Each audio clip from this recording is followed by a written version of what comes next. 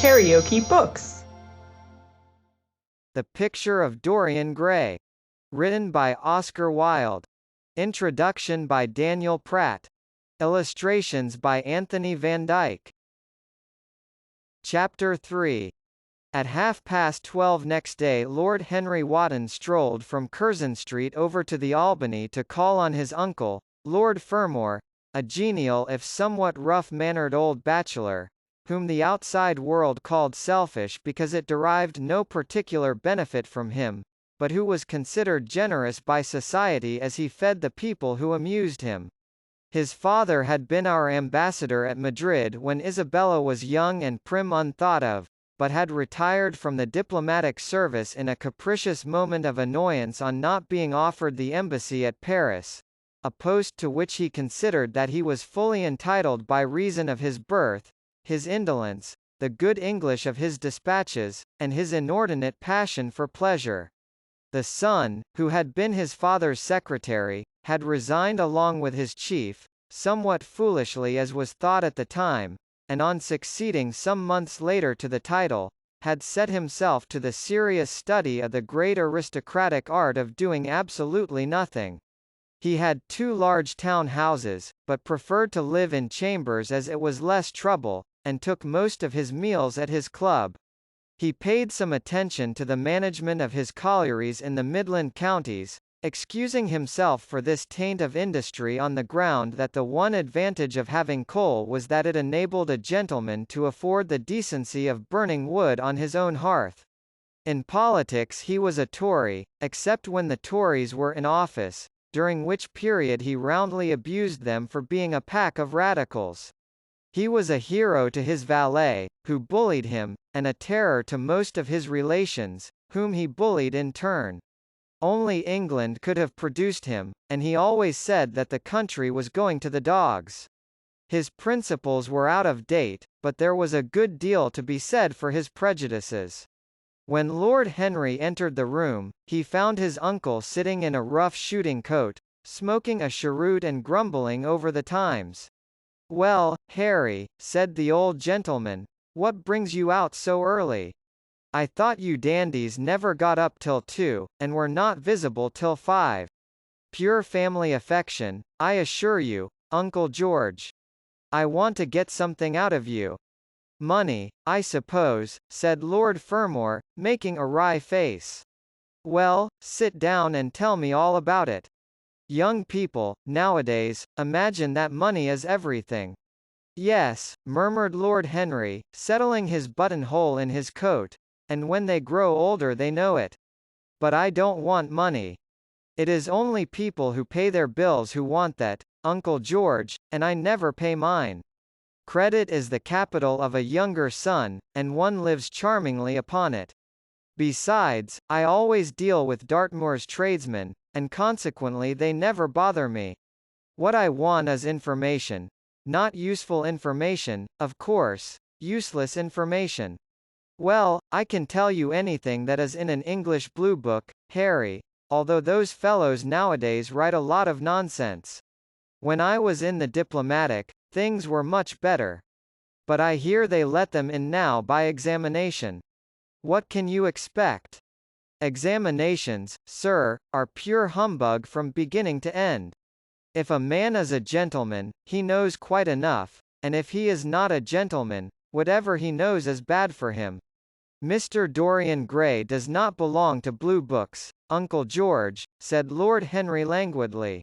"Mr. Dorian Gray? Who is he?" asked Lord Fermor, knitting his bushy white eyebrows. "That is what I have come to learn, Uncle George. Or rather, I know who he is. He is the last Lord Kelso's grandson. His mother was a Devereux, Lady Margaret Devereux. I want you to tell me about his mother. What was she like? Whom did she marry? You have known nearly everybody in your time, so you might have known her. I am very much interested in Mr. Gray at present. I have only just met him." "Kelso's grandson," echoed the old gentleman. "Kelso's grandson. Of course. I knew his mother intimately. I believe I was at her christening. She was an extraordinarily beautiful girl, Margaret Devereux, and made all the men frantic by running away with a penniless young fellow, a mere nobody, sir, a subaltern in a foot regiment, or something of that kind. Certainly. I remember the whole thing as if it happened yesterday. The poor chap was killed in a duel at Spa a few months after the marriage. There was an ugly story about it. They said Kelso got some rascally adventurer, some Belgian brute, to insult his son-in-law in public, paid him, sir, to do it, paid him, and that the fellow spitted his man as if he had been a pigeon. The thing was hushed up, but, agad, Kelso ate his chop alone at the club for some time afterwards. He brought his daughter back with him, I was told, and she never spoke to him again. Oh, yes, it was a bad business. The girl died, too, died within a year. So she left a son, did she? I had forgotten that. What sort of boy is he? If he is like his mother, he must be a good-looking chap. He is very good-looking, assented Lord Henry. I hope he will fall into proper hands, continued the old man. He should have a pot of money waiting for him if Kelso did the right thing by him. His mother had money, too. All the Selby property came to her, through her grandfather. Her grandfather hated Kelso, thought him a mean dog. He was, too. Came to Madrid once when I was there. Agad, I was ashamed of him. The Queen used to ask me about the English noble who was always quarrelling with the cabmen about their fares. They made quite a story of it. I didn't dare show my face at court for a month. I hope he treated his grandson better than he did the Jarvies. I don't know, answered Lord Henry. I fancy that the boy will be well off. He is not of age yet. He has Selby, I know. He told me so. And, his mother was very beautiful? Margaret Devereux was one of the loveliest creatures I ever saw, Harry. What on earth induced her to behave as she did, I never could understand. She could have married anybody she chose. Carlington was mad after her. She was romantic, though. All the women of that family were.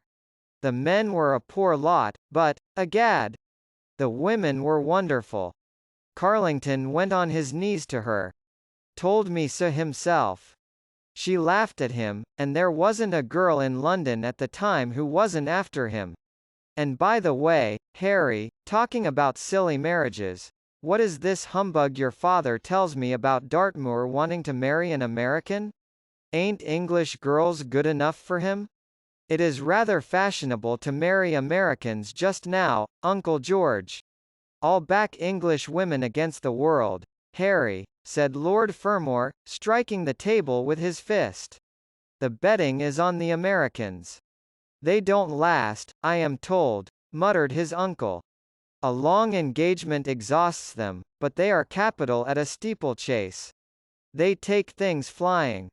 I don't think Dartmoor has a chance. Who are her people? Grumbled the old gentleman. Has she got any? Lord Henry shook his head. American girls are as clever at concealing their parents, as English women are at concealing their past, he said, rising to go. They are pork packers, I suppose? I hope so, Uncle George, for Dartmoor's sake. I am told that pork packing is the most lucrative profession in America, after politics. Is she pretty? She behaves as if she was beautiful. Most American women do. It is the secret of their charm. Why can't these American women stay in their own country? They are always telling us that it is the paradise for women. It is. That is the reason why, like Eve, they are so excessively anxious to get out of it, said Lord Henry. Goodbye, Uncle George. I shall be late for lunch, if I stop any longer. Thanks for giving me the information I wanted. I always like to know everything about my new friends, and nothing about my old ones. Where are you lunching, Harry? At Aunt Agatha's. I have asked myself and Mr. Gray. He is her latest protégé. Humph. Tell your Aunt Agatha, Harry, not to bother me any more with her charity appeals.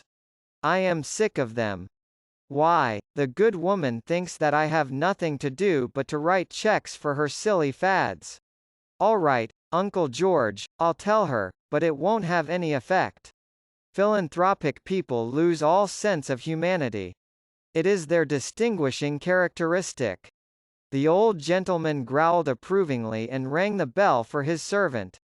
Lord Henry passed up the low arcade into Burlington Street and turned his steps in the direction of Berkeley Square.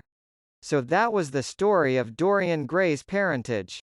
Crudely as it had been told to him, it had yet stirred him by its suggestion of a strange, almost modern romance. A beautiful woman risking everything for a mad passion. A few wild weeks of happiness cut short by a hideous, treacherous crime. Months of voiceless agony, and then a child born in pain. The mother snatched away by death, the boy left to solitude and the tyranny of an old and loveless man. Yes, it was an interesting background. It posed the lad, made him more perfect, as it were. Behind every exquisite thing that existed, there was something tragic. Worlds had to be in travail, that the meanest flower might blow. And how charming he had been at dinner the night before, as with startled eyes and lips parted in frightened pleasure he had sat opposite to him at the club, the red candle-shades staining to a richer rose the wakening wonder of his face. Talking to him was like playing upon an exquisite violin. He answered to every touch and thrill of the bow. There was something terribly enthralling in the exercise of influence. No other activity was like it. To project one's soul into some gracious form, and let it tarry there for a moment, to hear one's own intellectual views echoed back to one with all the added music of passion and youth, to convey one's temperament into another as though it were a subtle fluid or a strange perfume. There was a real joy in that. Perhaps the most satisfying joy left to us in an age so limited and vulgar as our own, an age grossly carnal in its pleasures, and grossly common in its aims. He was a marvellous type, too, this lad, whom by so curious a chance he had met in Basil's studio, or could be fashioned into a marvellous type, at any rate. Grace was his, and the white purity of boyhood, and beauty such as old Greek marbles kept for us. There was nothing that one could not do with him. He could be made a Titan or a toy. What a pity it was that such beauty was destined to fade. And Basil? From a psychological point of view, how interesting he was. The new manner in art, the fresh mode of looking at life, suggested so strangely by the merely visible presence of one who was unconscious of it all. The silent spirit that dwelt in dim woodland, and walked unseen in open field, suddenly showing herself, Dryad-like and not afraid, because in his soul who sought for her there had been wakened that wonderful vision to which alone are wonderful things revealed. The mere shapes and patterns of things becoming, as it were, refined, and gaining a kind of symbolical value, as though they were themselves patterns of some other and more perfect form whose shadow they made real. How strange it all was! He remembered something like it in history. Was it not Plato, that artist in thought, who had first analyzed it? Was it not Buonarroti who had carved it in the colored marbles of a sonnet sequence? But in our own century it was strange. Yes, he would try to be to Dorian Gray what, without knowing it, the lad was to the painter who had fashioned the wonderful portrait. He would seek to dominate him, had already, indeed, half done so. He would make that wonderful spirit his own. There was something fascinating in this son of love and death. Suddenly he stopped and glanced up at the houses. He found that he had passed his aunts some distance, and, smiling to himself, turned back. When he entered the somewhat sombre hall, the butler told him that they had gone in to lunch. He gave one of the footmen his hat and stick and passed into the dining room. Late as usual, Harry, cried his aunt, shaking her head at him.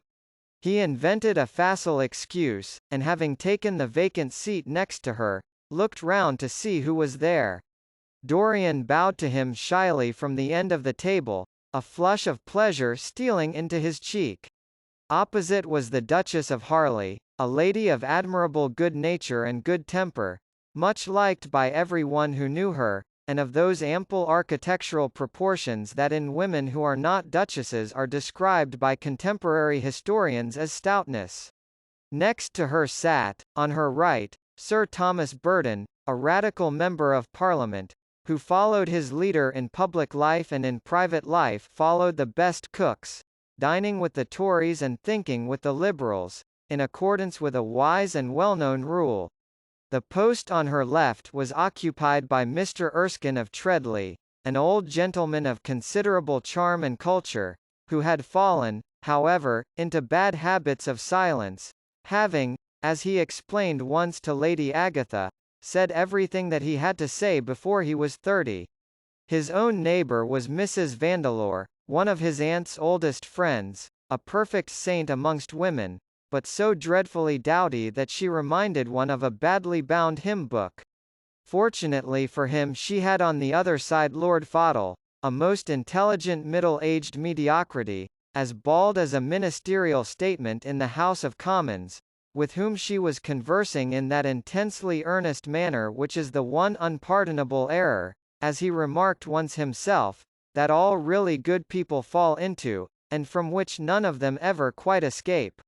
"We are talking about poor Dartmoor, Lord Henry," cried the Duchess, nodding pleasantly to him across the table. "Do you think he will really marry this fascinating young person? I believe she has made up her mind to propose to him, Duchess." "How dreadful!" exclaimed Lady Agatha. "Really, some one should interfere. I am told, on excellent authority, that her father keeps an American dry goods store," said Sir Thomas Burton, looking supercilious. "My uncle has already suggested pork packing, Sir Thomas." "Dry goods. What are American dry goods?" asked the Duchess, raising her large hands in wonder and accentuating the verb. "American novels," answered Lord Henry, helping himself to some quail. The Duchess looked puzzled. "Don't mind him, my dear," whispered Lady Agatha. "He never means anything that he says. When America was discovered," said the Radical member, and he began to give some wearisome facts. Like all people who try to exhaust a subject, he exhausted his listeners.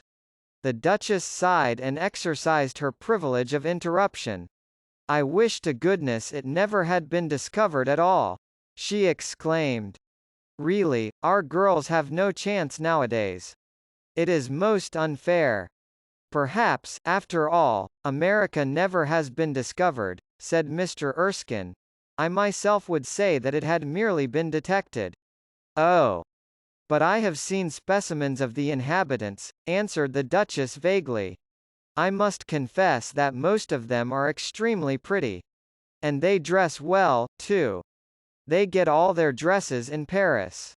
I wish I could afford to do the same.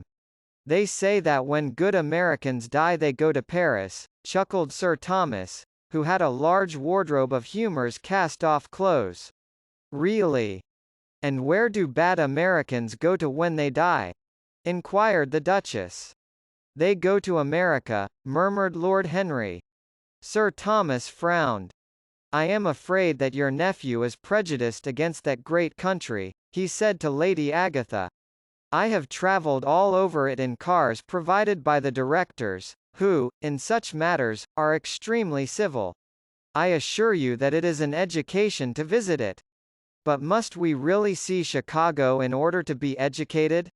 asked Mr. Erskine plaintively. "I don't feel up to the journey." Sir Thomas waved his hand. "Mr. Erskine of Treadley has the world on his shelves. We practical men like to see things, not to read about them. The Americans are an extremely interesting people. They are absolutely reasonable. I think that is their distinguishing characteristic." "Yes, Mr. Erskine, an absolutely reasonable people. I assure you there is no nonsense about the Americans. How dreadful! Cried Lord Henry. I can stand brute force, but brute reason is quite unbearable. There is something unfair about its use. It is hitting below the intellect. I do not understand you, said Sir Thomas, growing rather red.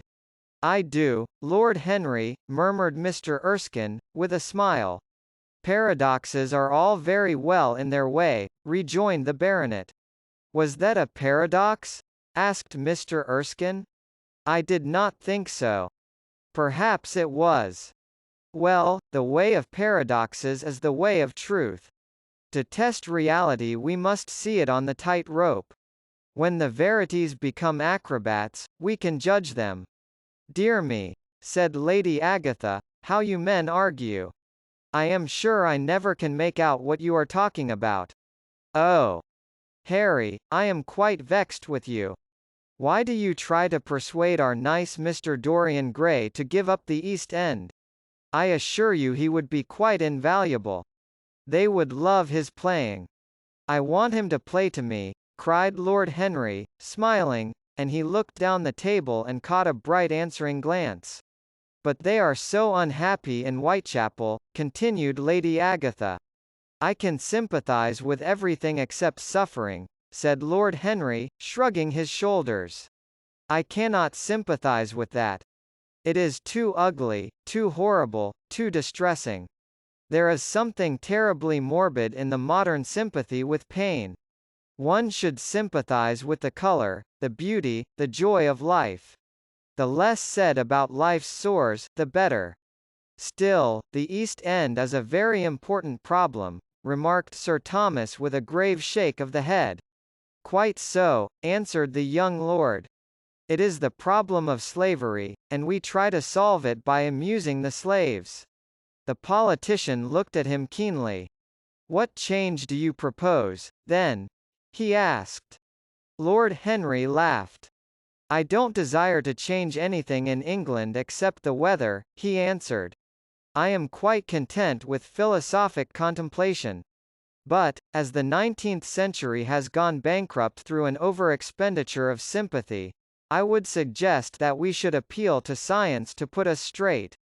The advantage of the emotions is that they lead us astray, and the advantage of science is that it is not emotional. But we have such grave responsibilities, ventured Mrs. Vandeleur timidly. Terribly grave, echoed Lady Agatha. Lord Henry looked over at Mr. Erskine. Humanity takes itself too seriously. It is the world's original sin. If the caveman had known how to laugh, history would have been different. You are really very comforting, warbled the Duchess. I have always felt rather guilty when I came to see your dear aunt, for I take no interest at all in the East End. For the future I shall be able to look her in the face without a blush.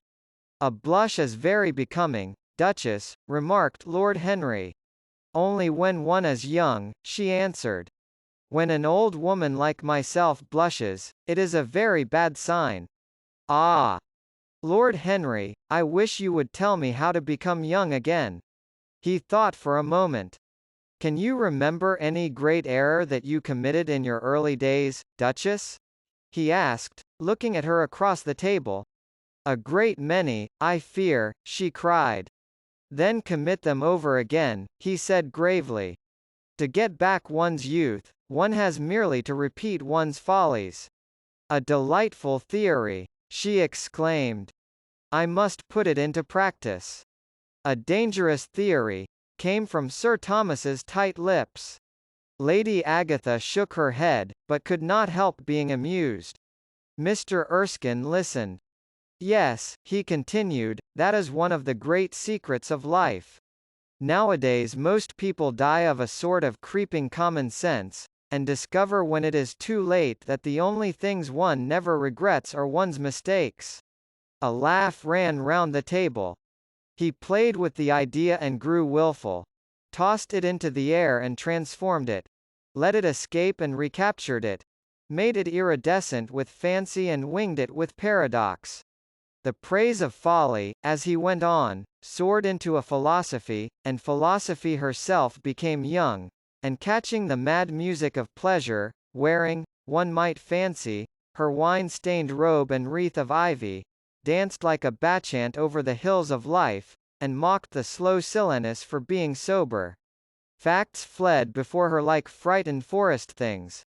Her white feet trod the huge press at which wise Omar sits, till the seething grape juice rose round her bare limbs in waves of purple bubbles, or crawled in red foam over the vat's black, dripping, sloping sides. It was an extraordinary improvisation. He felt that the eyes of Dorian Gray were fixed on him, and the consciousness that amongst his audience there was one whose temperament he wished to fascinate seemed to give his wit keenness and to lend color to his imagination. He was brilliant, fantastic, irresponsible. He charmed his listeners out of themselves, and they followed his pipe, laughing. Dorian Gray never took his gaze off him, but sat like one under a spell, smiles chasing each other over his lips and wonder growing grave in his darkening eyes. At last, liveried in the costume of the age, reality entered the room in the shape of a servant to tell the Duchess that her carriage was waiting. She wrung her hands in mock despair. "How annoying!" she cried. "I must go. I have to call for my husband at the club, to take him to some absurd meeting at Willis's rooms, where he is going to be in the chair. If I am late he is sure to be furious, and I couldn't have a scene in this bonnet. It is far too fragile. A harsh word would ruin it. No, I must go, dear Agatha.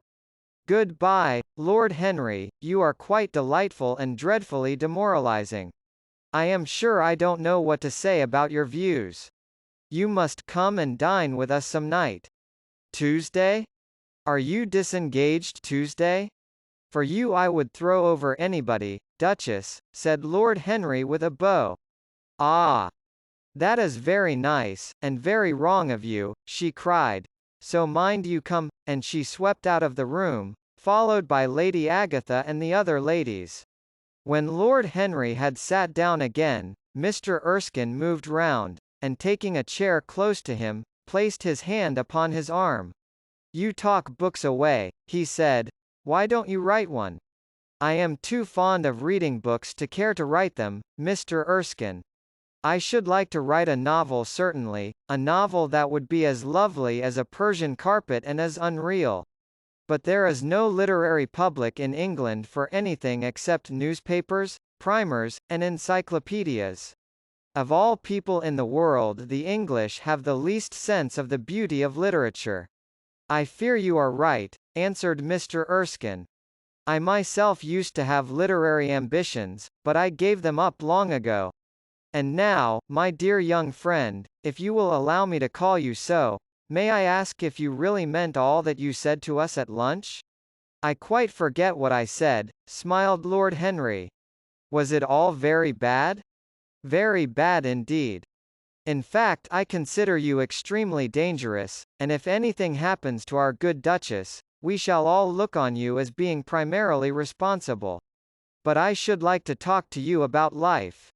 The generation into which I was born was tedious. Some day, when you are tired of London, come down to Treadley and expound to me your philosophy of pleasure over some admirable Burgundy I am fortunate enough to possess. I shall be charmed. A visit to Treadley would be a great privilege. It has a perfect host, and a perfect library."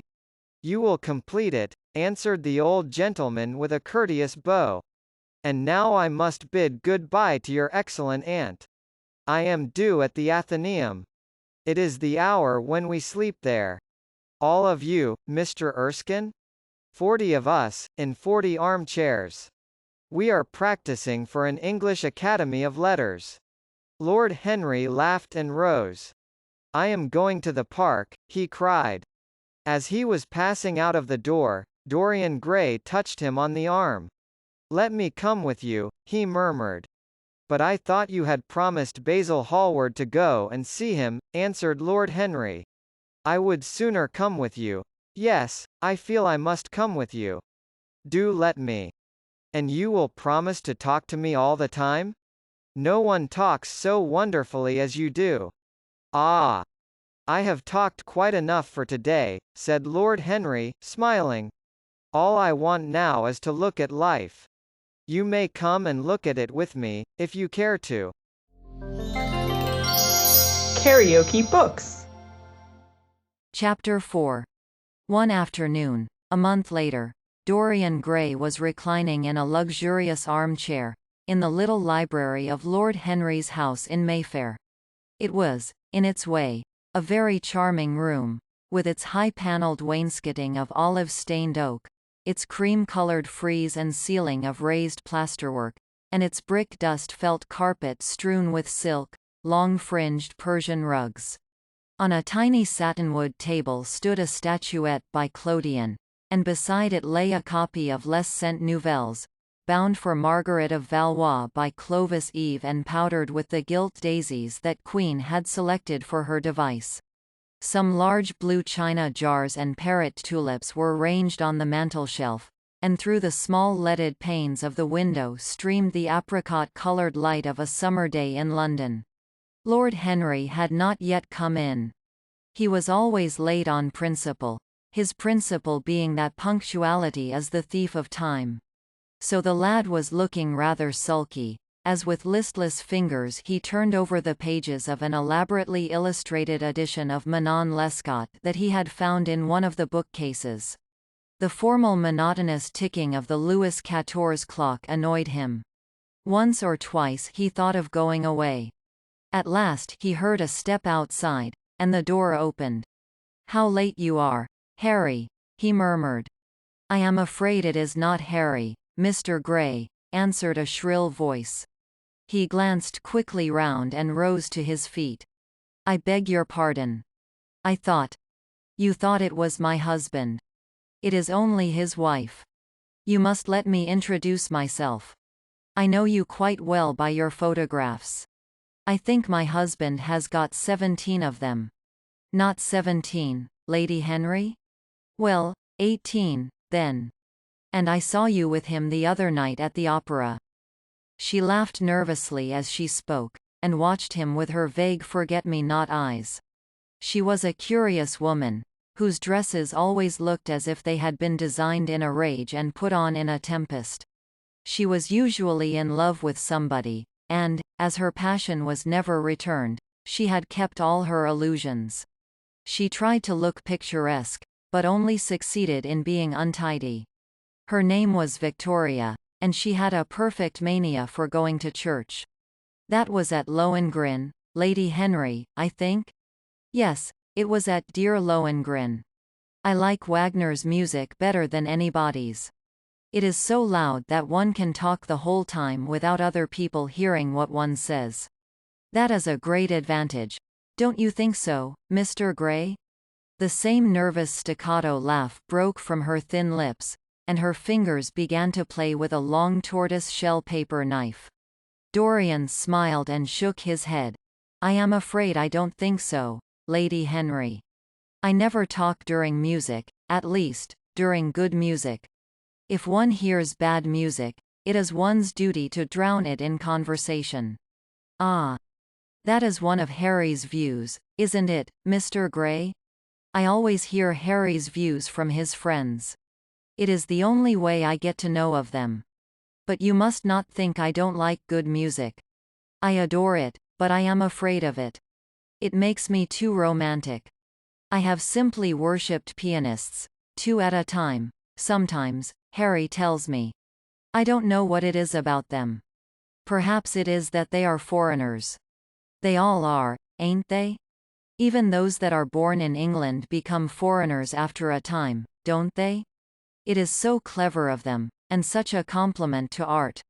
Makes it quite cosmopolitan, doesn't it? You have never been to any of my parties, have you, Mr. Gray?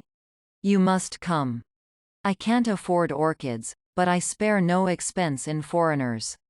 They make one's rooms look so picturesque. But here is Harry. Harry, I came in to look for you, to ask you something. I forget what it was, and I found Mr. Gray here. We have had such a pleasant chat about music. We have quite the same ideas. No, I think our ideas are quite different. But he has been most pleasant. I am so glad I've seen him. I am charmed, my love, quite charmed, said Lord Henry, elevating his dark, crescent-shaped eyebrows and looking at them both with an amused smile. So sorry I am late, Dorian. I went to look after a piece of old brocade in Wardour Street and had to bargain for hours for it. Nowadays people know the price of everything and the value of nothing. I am afraid I must be going, exclaimed Lady Henry, breaking an awkward silence with her silly sudden laugh. I have promised to drive with the Duchess. Goodbye, Mr. Grey. Goodbye, Harry. You are dining out, I suppose? So am I. Perhaps I shall see you at Lady Thornbury's. I dare say, my dear, said Lord Henry, shutting the door behind her as, looking like a bird of paradise that had been out all night in the rain, she flitted out of the room, leaving a faint odor of frangipani. Then he lit a cigarette and flung himself down on the sofa. Never marry a woman with straw-colored hair, Dorian, he said after a few puffs. Why, Harry? Because they are so sentimental. But I like sentimental people. Never marry at all, Dorian. Men marry because they are tired. Women, because they are curious. Both are disappointed. I don't think I am likely to marry, Harry. I am too much in love. That is one of your aphorisms. I am putting it into practice, as I do everything that you say. Who are you in love with? Asked Lord Henry after a pause. With an actress, said Dorian Gray, blushing. Lord Henry shrugged his shoulders.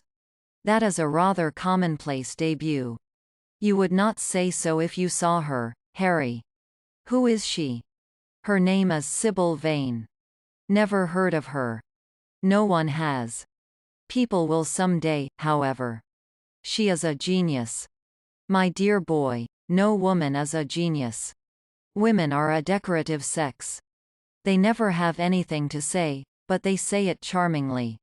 Women represent the triumph of matter over mind, just as men represent the triumph of mind over morals. Harry, how can you? My dear Dorian, it is quite true. I am analyzing women at the present, so I ought to know. The subject is not so abstruse as I thought it was. I find that, ultimately, there are only two kinds of women, the plain and the colored. The plain women are very useful. If you want to gain a reputation for respectability, you have merely to take them down to supper. The other women are very charming. They commit one mistake, however. They paint in order to try and look young. Our grandmothers painted in order to try and talk brilliantly. Rouge and esprit used to go together. That is all over now. As long as a woman can look 10 years younger than her own daughter, she is perfectly satisfied. As for conversation, there are only 5 women in London worth talking to, and 2 of these can't be admitted into decent society. However, tell me about your genius. How long have you known her? Ah. Harry, your views terrify me. Never mind that. How long have you known her? About 3 weeks. And where did you come across her?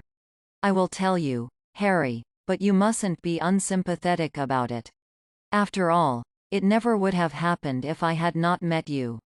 You filled me with a wild desire to know everything about life. For days after I met you, something seemed to throb in my veins. As I lounged in the park, or strolled down Piccadilly, I used to look at everyone who passed me and wonder, with a mad curiosity, what sort of lives they led. Some of them fascinated me. Others filled me with terror. There was an exquisite poison in the air. I had a passion for sensations. Well, one evening about 7 o'clock, I determined to go out in search of some adventure. I felt that this grey monstrous London of ours, with its myriads of people, its sordid sinners, and its splendid sins, as you once phrased it, must have something in store for me. I fancied 1,000 things. The mere danger gave me a sense of delight. I remembered what you had said to me on that wonderful evening when we first dined together, about the search for beauty being the real secret of life. I don't know what I expected, but I went out and wandered eastward, soon losing my way in a labyrinth of grimy streets and black grassless squares. About 8:30 I passed by an absurd little theatre, with great flaring gas jets and gaudy playbills. A hideous Jew, in the most amazing waistcoat I ever beheld in my life, was standing at the entrance, smoking a vile cigar. He had greasy ringlets, and an enormous diamond blazed in the center of a soiled shirt. "Have a box, my lord?" he said, when he saw me, and he took off his hat with an air of gorgeous servility. There was something about him, Harry, that amused me. He was such a monster. You will laugh at me, I know, but I really went in and paid a whole guinea for the stage box. To the present day I can't make out why I did so, and yet if I hadn't, my dear Harry, if I hadn't, I should have missed the greatest romance of my life. I see you are laughing. It is horrid of you. I am not laughing, Dorian. At least I am not laughing at you. But you should not say the greatest romance of your life. You should say the first romance of your life. You will always be loved, and you will always be in love with love. A grande passion is the privilege of people who have nothing to do. That is the one use of the idle classes of a country. Don't be afraid. There are exquisite things in store for you. This is merely the beginning. Do you think my nature so shallow? Cried Dorian Gray angrily. No, I think your nature so deep. How do you mean? My dear boy, the people who love only once in their lives are really the shallow people. What they call their loyalty, and their fidelity, I call either the lethargy of custom or their lack of imagination. Faithfulness is to the emotional life what consistency is to the life of the intellect, simply a confession of failure. Faithfulness. I must analyze it some day. The passion for property is in it. There are many things that we would throw away if we were not afraid that others might pick them up. But I don't want to interrupt you. Go on with your story. Well, I found myself seated in a horrid little private box, with a vulgar drop scene staring me in the face. I looked out from behind the curtain and surveyed the house. It was a tawdry affair, all cupids and cornucopias, like a third-rate wedding cake. The gallery and pit were fairly full, but the 2 rows of dingy stalls were quite empty, and there was hardly a person in what I suppose they called the dress circle. Women went about with oranges and ginger beer, and there was a terrible consumption of nuts going on. It must have been just like the palmy days of the British drama. Just like, I should fancy, and very depressing. I began to wonder what on earth I should do when I caught sight of the playbill. What do you think the play was, Harry? I should think The Idiot Boy, or Dumb but Innocent. Our fathers used to like that sort of piece, I believe. The longer I live, Dorian, the more keenly I feel that whatever was good enough for our fathers is not good enough for us. In art, as in politics, les grands-pères ont toujours tort. This play was good enough for us, Harry. It was Romeo and Juliet. I must admit that I was rather annoyed at the idea of seeing Shakespeare done in such a wretched hole of a place. Still, I felt interested, in a sort of way. At any rate, I determined to wait for the first act. There was a dreadful orchestra, presided over by a young Hebrew who sat at a cracked piano, that nearly drove me away, but at last the drop scene was drawn up and the play began.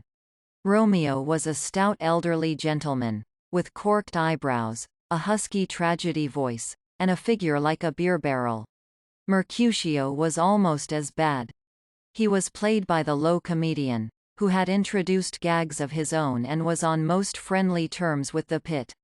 They were both as grotesque as the scenery, and that looked as if it had come out of a country booth. But Juliet. Harry, imagine a girl, hardly 17 years of age, with a little, flower-like face, a small Greek head with plaited coils of dark brown hair, eyes that were violet wells of passion, lips that were like the petals of a rose. She was the loveliest thing I had ever seen in my life.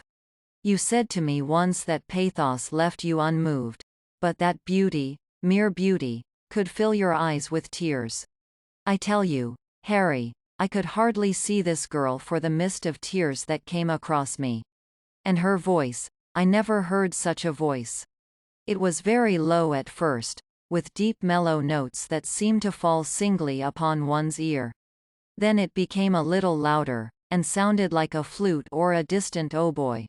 In the garden scene it had all the tremulous ecstasy that one hears just before dawn when nightingales are singing. There were moments, later on, when it had the wild passion of violins. You know how a voice can stir one. Your voice and the voice of Sybil Vane are two things that I shall never forget. When I close my eyes, I hear them, and each of them says something different. I don't know which to follow. Why should I not love her? Harry, I do love her. She is everything to me in life. Night after night I go to see her play. One evening she is Rosalind, and the next evening she is Imogen. I have seen her die in the gloom of an Italian tomb, sucking the poison from her lover's lips. I have watched her wandering through the forest of Arden, disguised as a pretty boy in hose and doublet and dainty cap. She has been mad, and has come into the presence of a guilty king, and given him rue to wear and bitter herbs to taste of. She has been innocent, and the black hands of jealousy have crushed her reed-like throat. I have seen her in every age and in every costume. Ordinary women never appeal to one's imagination. They are limited to their century. No glamour ever transfigures them. One knows their minds as easily as one knows their bonnets. One can always find them. There is no mystery in any of them.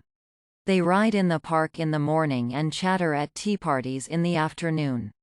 They have their stereotyped smile and their fashionable manner. They are quite obvious. But an actress. How different an actress is. Harry. Why didn't you tell me that the only thing worth loving is an actress? Because I have loved so many of them, Dorian. Oh, yes, horrid people with dyed hair and painted faces. Don't run down dyed hair and painted faces. There is an extraordinary charm in them, sometimes, said Lord Henry. I wish now I had not told you about Sybil Vane. You could not have helped telling me, Dorian. All through your life you will tell me everything you do. Yes, Harry, I believe that is true. I cannot help telling you things. You have a curious influence over me. If I ever did a crime, I would come and confess it to you. You would understand me. People like you, the willful sunbeams of life, don't commit crimes, Dorian. But I am much obliged for the compliment, all the same. And now tell me. Reach me the matches, like a good boy. Thanks. What are your actual relations with Sybil Vane? Dorian Gray leapt to his feet, with flushed cheeks and burning eyes. Harry. Sybil Vane is sacred. It is only the sacred things that are worth touching, Dorian, said Lord Henry, with a strange touch of pathos in his voice. But why should you be annoyed? I suppose she will belong to you some day. When one is in love, one always begins by deceiving one's self, and one always ends by deceiving others. That is what the world calls a romance. You know her, at any rate, I suppose? Of course I know her. On the first night I was at the theatre, the horrid old Jew came round to the box after the performance was over and offered to take me behind the scenes and introduce me to her. I was furious with him, and told him that Juliet had been dead for hundreds of years and that her body was lying in a marble tomb in Verona. I think, from his blank look of amazement, that he was under the impression that I had taken too much champagne, or something. I am not surprised. Then he asked me if I wrote for any of the newspapers. I told him I never even read them. He seemed terribly disappointed at that, and confided to me that all the dramatic critics were in a conspiracy against him, and that they were every one of them to be bought. I should not wonder if he was quite right there. But, on the other hand, judging from their appearance, most of them cannot be at all expensive. Well, he seemed to think they were beyond his means, laughed Dorian. By this time, however, the lights were being put out in the theater, and I had to go. He wanted me to try some cigars that he strongly recommended. I declined. The next night, of course, I arrived at the place again. When he saw me, he made me a low bow and assured me that I was a munificent patron of art. He was a most offensive brute, though he had an extraordinary passion for Shakespeare.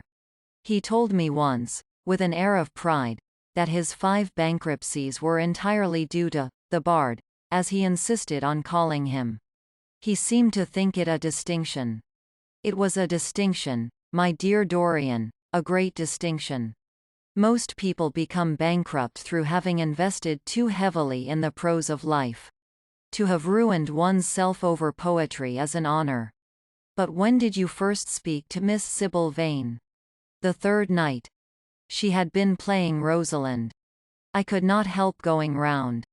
I had thrown her some flowers, and she had looked at me, at least I fancied that she had. The old Jew was persistent. He seemed determined to take me behind, so I consented. It was curious my not wanting to know her, wasn't it? No, I don't think so. My dear Harry, why? I will tell you some other time. Now I want to know about the girl. Sybil? Oh, she was so shy and so gentle. There is something of a child about her. Her eyes opened wide in exquisite wonder when I told her what I thought of her performance, and she seemed quite unconscious of her power. I think we were both rather nervous. The old Jew stood grinning at the doorway of the dusty green room, making elaborate speeches about us both, while we stood looking at each other like children. He would insist on calling me, my lord, so I had to assure Sybil that I was not anything of the kind. She said quite simply to me, "You look more like a prince. I must call you Prince Charming." Upon my word, Dorian, Miss Sybil knows how to pay compliments. You don't understand her, Harry. She regarded me merely as a person in a play. She knows nothing of life. She lives with her mother, a faded tired woman who played Lady Capulet in a sort of magenta dressing wrapper on the first night, and looks as if she had seen better days. I know that look. It depresses me, murmured Lord Henry, examining his rings. The Jew wanted to tell me her history, but I said it did not interest me. You were quite right. There is always something infinitely mean about other people's tragedies. Sybil is the only thing I care about. What is it to me where she came from? From her little head to her little feet, she is absolutely and entirely divine. Every night of my life I go to see her act, and every night she is more marvelous. That is the reason, I suppose, that you never dine with me now. I thought you must have some curious romance on hand. You have, but it is not quite what I expected. My dear Harry, we either lunch or sup together every day, and I have been to the opera with you several times, said Dorian, opening his blue eyes in wonder. You always come dreadfully late. Well, I can't help going to see Sybil play, he cried, even if it is only for a single act. I get hungry for her presence. And when I think of the wonderful soul that is hidden away in that little ivory body, I am filled with awe. You can dine with me tonight, Dorian, can't you? He shook his head. Tonight she is Imogen, he answered, and tomorrow night she will be Juliet. When is she Sybil Vane? Never. I congratulate you. How horrid you are. She is all the great heroines of the world in one. She is more than an individual. You laugh, but I tell you she has genius. I love her, and I must make her love me. You, who know all the secrets of life, tell me how to charm Sybil Vane to love me. I want to make Romeo jealous. I want the dead lovers of the world to hear our laughter and grow sad. I want a breath of our passion to stir their dust into consciousness, to wake their ashes into pain. My God, Harry, how I worship her. He was walking up and down the room as he spoke. Hectic spots of red burned in his cheeks. He was terribly excited. Lord Henry watched him with a subtle sense of pleasure. How different he was now from the shy, frightened boy he had met in Basil Hallward's studio. His nature had developed like a flower, had borne blossoms of scarlet flame. Out of its secret hiding place had crept his soul, and desire had come to meet it on the way. "And what do you propose to do?" said Lord Henry at last. "I want you and Basil to come with me some night and see her act. I have not the slightest fear of the result. You are certain to acknowledge her genius. Then we must get her out of the Jew's hands. She is bound to him for 3 years, at least for 2 years and 8 months, from the present time. I shall have to pay him something, of course. When all that is settled, I shall take a West End theatre and bring her out properly. She will make the world as mad as she has made me." "That would be impossible, my dear boy." "Yes, she will. She has not merely art, consummate art instinct, in her, but she has personality also, and you have often told me that it is personalities, not principles, that move the age. Well, what night shall we go? Let me see. Today is Tuesday. Let us fix tomorrow. She plays Juliet tomorrow. All right. The Bristol at 8 o'clock, and I will get Basil. Not 8, Harry, please. 6:30. We must be there before the curtain rises. You must see her in the first act, where she meets Romeo. 6:30. What an hour! It will be like having a meat tea, or reading an English novel. It must be 7. No gentleman dines before 7. Shall you see Basil between this and then? Or shall I write to him? Dear Basil, I have not laid eyes on him for a week. It is rather horrid of me, as he has sent me my portrait in the most wonderful frame, specially designed by himself, and, though I am a little jealous of the picture for being a whole month younger than I am, I must admit that I delight in it. Perhaps you had better write to him. I don't want to see him alone. He says things that annoy me. He gives me good advice." Lord Henry smiled. "People are very fond of giving away what they need most themselves. It is what I call the depth of generosity. Oh, Basil is the best of fellows, but he seems to me to be just a bit of a Philistine. Since I have known you, Harry, I have discovered that Basil, my dear boy, puts everything that is charming in him into his work. The consequence is that he has nothing left for life but his prejudices, his principles, and his common sense. The only artists I have ever known who are personally delightful are bad artists. Good artists exist simply in what they make, and consequently are perfectly uninteresting in what they are. A great poet, a really great poet, is the most unpoetical of all creatures. But inferior poets are absolutely fascinating. The worse their rhymes are, the more picturesque they look. The mere fact of having published a book of second-rate sonnets makes a man quite irresistible. He lives the poetry that he cannot write. The others write the poetry that they dare not realize. I wonder, is that really so, Harry? Said Dorian Gray, putting some perfume on his handkerchief out of a large, gold-topped bottle that stood on the table. It must be, if you say it. And now I am off. Imogen is waiting for me. Don't forget about tomorrow. Goodbye. As he left the room, Lord Henry's heavy eyelids drooped, and he began to think. Certainly few people had ever interested him so much as Dorian Gray, and yet the lad's mad adoration of someone else caused him not the slightest pang of annoyance or jealousy. He was pleased by it. It made him a more interesting study. He had been always enthralled by the methods of natural science, but the ordinary subject matter of that science had seemed to him trivial and of no import. And so he had begun by vivisecting himself, as he had ended by vivisecting others. Human life. That appeared to him the one thing worth investigating. Compared to it, there was nothing else of any value. It was true that as one watched life in its curious crucible of pain and pleasure, one could not wear over one's face a mask of glass, nor keep the sulphurous fumes from troubling the brain and making the imagination turbid with monstrous fancies and misshapen dreams. There were poisons so subtle that to know their properties one had to sicken of them. There were maladies so strange that one had to pass through them if one sought to understand their nature. And, yet, what a great reward one received! How wonderful the whole world became to one! To note the curious hard logic of passion, and the emotional colored life of the intellect, to observe where they met, and where they separated, at what point they were in unison, and at what point they were at discord, there was a delight in that. What matter what the cost was? One could never pay too high a price for any sensation.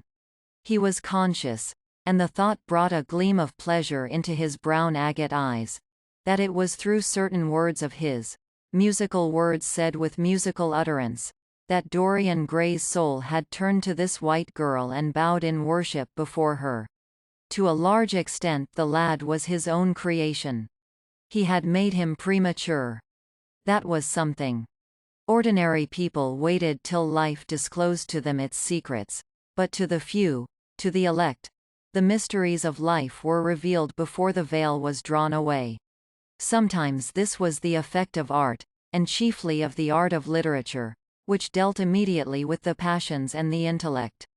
But now and then a complex personality took the place and assumed the office of art, was indeed, in its way, a real work of art, life having its elaborate masterpieces, just as poetry has, or sculpture, or painting. Yes, the lad was premature. He was gathering his harvest while it was yet spring.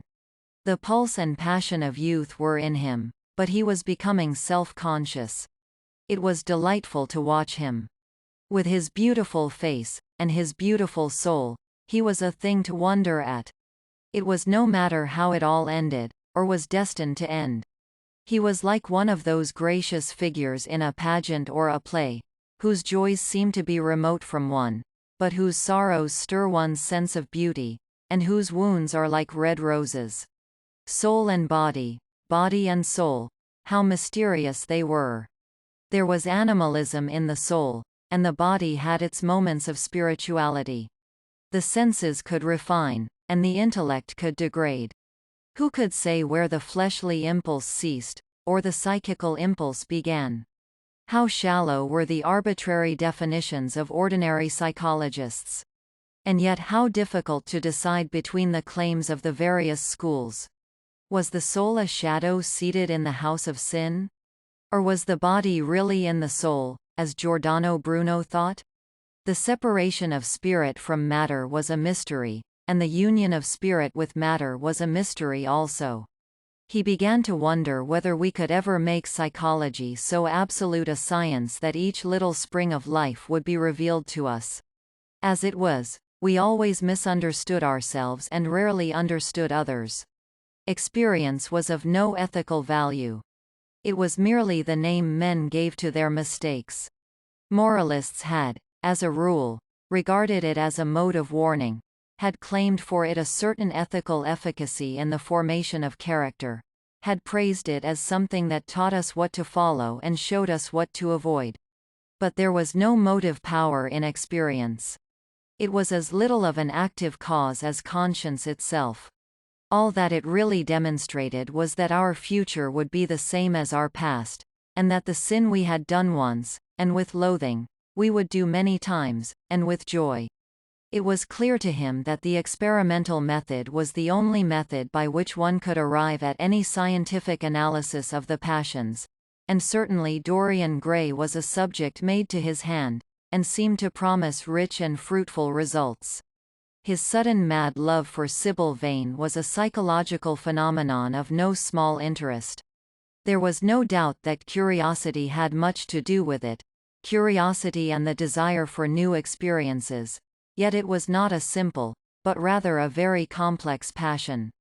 What there was in it of the purely sensuous instinct of boyhood had been transformed by the workings of the imagination, changed into something that seemed to the lad himself to be remote from sense, and was for that very reason all the more dangerous. It was the passions about whose origin we deceived ourselves that tyrannized most strongly over us. Our weakest motives were those of whose nature we were conscious. It often happened that when we thought we were experimenting on others, we were really experimenting on ourselves. While Lord Henry sat dreaming on these things, a knock came to the door, and his valet entered and reminded him it was time to dress for dinner. He got up and looked out into the street. The sunset had smitten into scarlet gold the upper windows of the houses opposite. The panes glowed like plates of heated metal. The sky above was like a faded rose. He thought of his friend's young fiery-colored life and wondered how it was all going to end. When he arrived home, about 12:30, he saw a telegram lying on the hall table. He opened it and found it was from Dorian Gray. It was to tell him that he was engaged to be married to Sybil Vane. KaraokeBooks.